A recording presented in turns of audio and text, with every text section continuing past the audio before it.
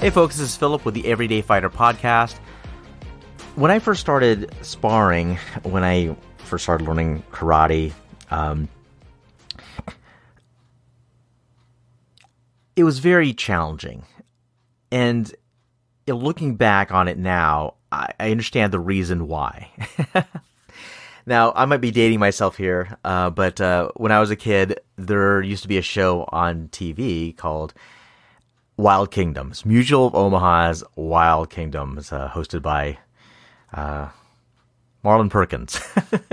But one of the scenes I always remembered in that show was these two rams, like on a mountain, big horns each, and they were just butting their horns and heads together like crazy. I mean, it was like, it's like whenever they bash their heads together, their horns together, like it's like thunderclaps, But that's what they do, just do over and over, bam, bam, bam, bam, just like hit each other, back up, hit each other, back up. And that's what it felt like a lot of times when I first started sparring, particularly with other beginners just like me.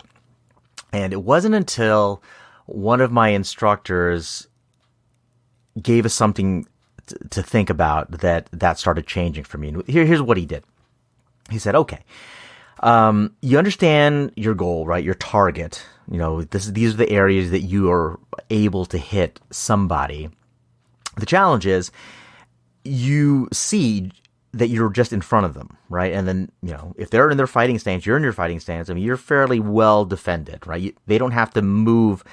Like if you try to throw a punch at them, they don't have to move that much to be able to defend themselves. So kind of go the route of the ram and just try to muscle our way in, just going back and forth, muscling the way, trying to get past that guard. And he said, you can only do that for so long. So what he did instead, he said, try this. He said, let's freeze time. Okay. So he put me and my training partner in front of each other, like we're sparring, just, each in our fighting stances in front of each other. And then he said, okay, Philip, we're freezing time for you. Freeze. And then my partner would freeze. I, however, was able to kind of get out of my body. And in this case, I was actually literally moving around. He said, now walk over. It's kind of like, you have an out of body experience here. You walk over to, her right. You walk over to her left. Now, instead of seeing just what you're used to, which is the front of her in her ready stance, now from the side of her, where are the opportunities now? What are the different angles from this perspective that you can get in on that goal, on that target, on your training partner, on your opponent? And that just blew my mind. I was like, oh my gosh, I never thought of that, right? Particularly in our style, it was pretty hard. A lot of bruises. So I was just thinking, well, that's just the way you got to go. You just got to go through, right? But my instructor is saying, no, I mean, there's a different way, and just go for a different angle, go for a different perspective. And you can do that by just kind of allowing yourself to float kind of almost mentally around your opponent to find these different angles. I actually call that kind of the, it wasn't his term for it. I call it the flying karate cam, where you can kind of just, as you're fighting, you kind of have a drone, right? With a camera on it that's kind of rotating around your opponent, feeding back to you. Oh, try this angle. Oh, here's an opening over here. When she moves this way, oh, now there's an opening here. So it was just a kind of a fascinating new opportunity that just really opened doors for me in terms of my sparring growth. So it gave me perspective, new perspectives, right? So that was one thing, to be able to do that and actually apply that tool to my opponents, getting a new perspective on my opponents. The next thing that really helped me was actually taking that same concept and applying it to me. So actually getting a different perspective for me, where the camera is floating around me. And the way that I did that was actually, I just started videotaping my sparring sessions. So whereas, in some fight footage, you're focused solely on your opponent, getting the perspective on them. But in this case, I was keen on getting some perspective on myself. Now, one of the things that it requires, though, if you're going to do this, I had to learn this, was developing a degree of objectivity, right? Meaning that whatever I saw, don't take it personally. Now, I can apply this to many, many, many things outside of sparring.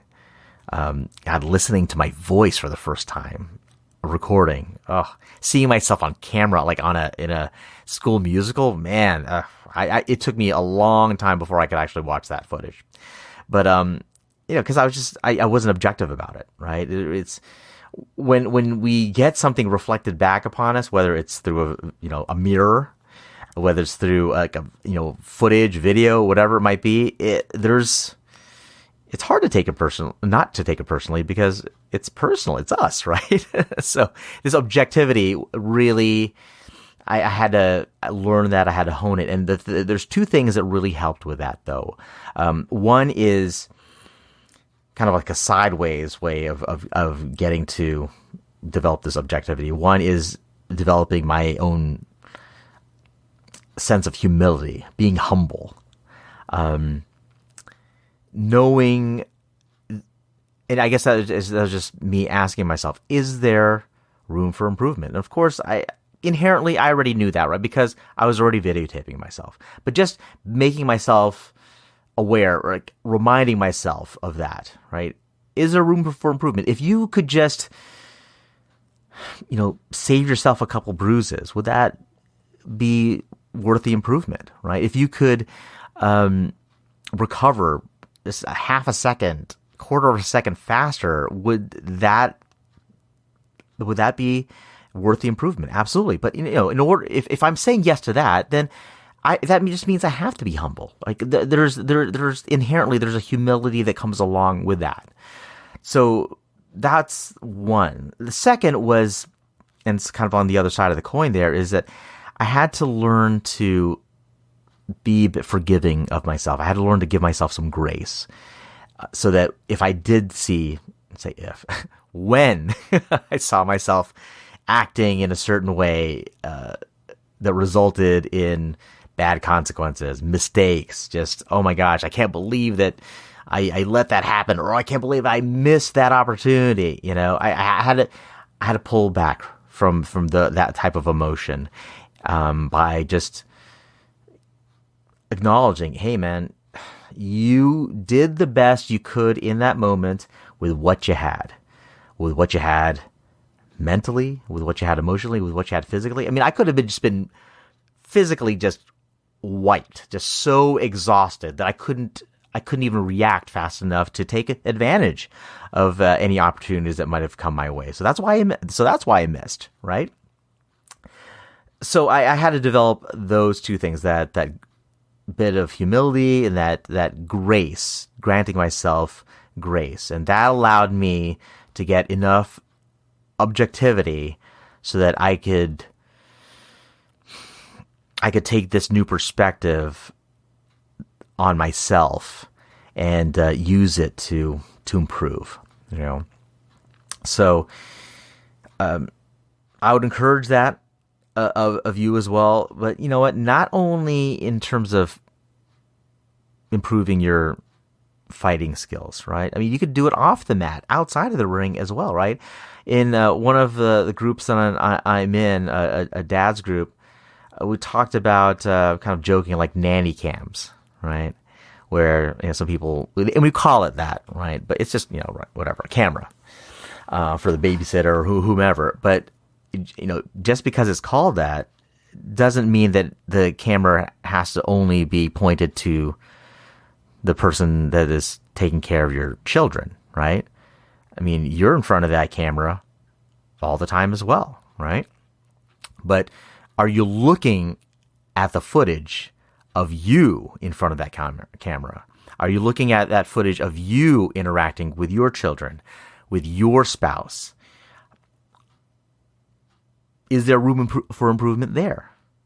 Do you want to improve there? Well, use that as a tool to give yourself a different perspective on you. And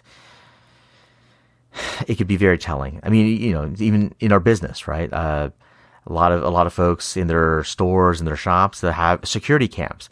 And security cams, they're pointed at other people. They're pointed at maybe our employees. They're pointed at our patrons, our customers, right? Making sure they don't lift anything or making sure that they're doing their job.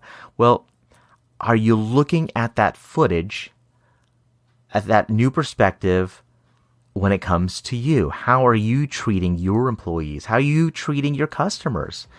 What are you doing when there's neither of those around? Is there room for improvement there? So some interesting things to consider. Definitely for me, revisiting this from time to time. So anyway, folks, that's it for today. This is Philip with the Everyday Fighter podcast. Talk to you next time.